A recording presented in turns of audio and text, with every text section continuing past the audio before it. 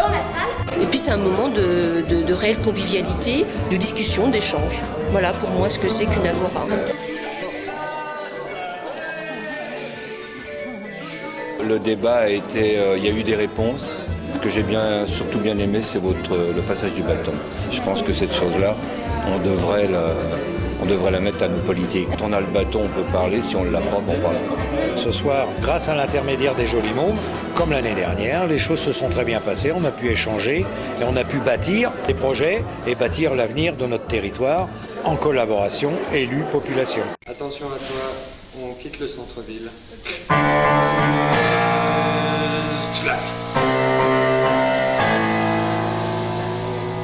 Le théâtre, les acteurs qui s'interposent entre le public qui pose la question et puis l'élu, bien sûr, qui doit répondre à cette question, cette interposition fait que ça désamorce bien souvent, la virulence parfois.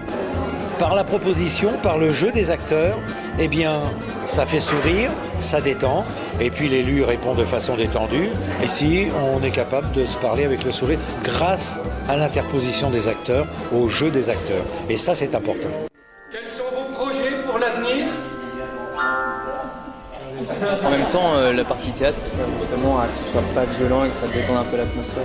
En gardant un côté ça. Voilà, ça permet aussi des gens de décompresser. S'ils sont embarqués sur un sujet très sérieux, ça permet de libérer quelques secondes et de partir sur autre chose. Le sujet, quoi. De le rendre un peu plus d'apaiser drôle, les mœurs. Ouais, c'est ça.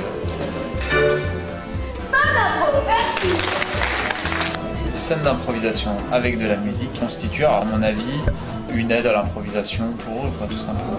Et puis une dynamique peut-être pour le public aussi, ça donne un rythme probablement. Grâce à votre équipe, la qualité de ces comédiens et des comédiennes, de ces musiciens et musiciennes ont permis que l'on échange et d'essayer de bâtir un peu l'avenir de notre territoire ensemble.